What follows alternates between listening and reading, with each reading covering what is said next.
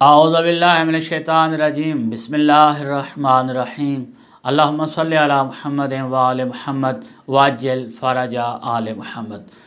درود و سلام و محمد وآل محمد کی ذوات قدسیہ پر، اور مومنین اکرام جہاں بھی آپ تشریف رکھتے ہیں سلامت اور محفوظ رہیں۔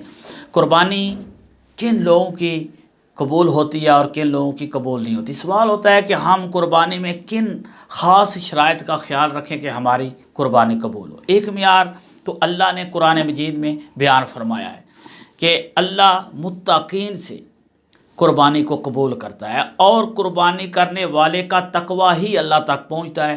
یہ گوشت، یہ اس کی کھال یا اس کی چربی یا اس کے باقی میٹل جو ہے وہ ہم خود استعمال کرتے ہیں۔ اپنے ہاتھوں سے جانور قربان کیا، اس کے 3 حصے بنائے، ایک حصہ خود کھا لیا، ایک احباب اور اقارب کو بھیج دیا، اور اسی طرح ایک فقراء میں، غریبوں میں، مسکینوں میں تقسیم کر دیا۔ تو یہ سارا کا سارا جانور جو ہم نے اللہ کی راہ میں قربانی دیا، یہ تو ہم نے خود کھایا، ہمارے دوستوں نے کھایا، غریب فقراء نے کھایا، اللہ کے پاس تقوی پہنچا۔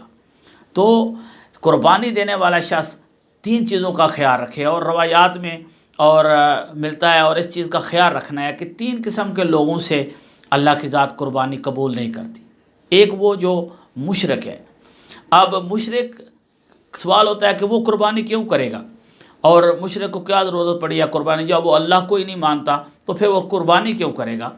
اللہ کو ماننے کے باوجود کسی کو اس کی ذات میں شریک ٹھہرا دینا، اس سے شرک ہو جاتا ہے، اور یہ چاہتے نہ چاہتے کوئی اگر انسان ایسے کر لیتے ہیں اسے توبہ کرنی چاہیے، کیونکہ مشرک سے قربانی قبول نہیں ہوتی۔ اسی طرح والدین کا گستاخ ہے۔ بعض لوگ ویسے بڑے دین پر متدین متشرع نظر آتے ہیں، لیکن ان کے ہمسایوں اور والدین کے ساتھ جو سلوک اور روش زندگی ہوتی ہے وہ بڑی نازیبا اور ناقابل بیان ہوتی ہے۔ والدین کے ساتھ بھی ان کا سلوک بہت سخت ہوتا ہے، اور اسی طرح ہمسایوں کو، ظاہر ہے جو والدین کے ساتھ ناروا سلوک رکھتے ہیں وہ ہمسایوں کو کہاں معاف کریں گے؟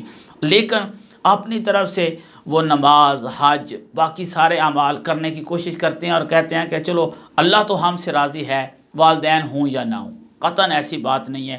والدین اگر ناراض ہیں، آپ کے والد، والدہ یا دونوں، یا ان میں کوئی ایک ناراض ہے، تو پھر اگر آپ قربانی کر رہے ہیں تو پھر اس کا آپ کو کوئی فائدہ نہیں ہے۔ والدین کو ناراض کر کے اللہ کی رضا آپ حاصل نہیں کر سکتے۔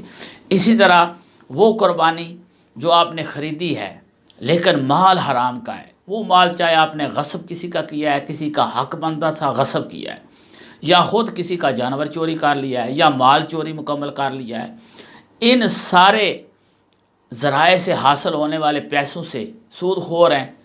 اللہ تمام مومنین کو ان صفات سے بچائے۔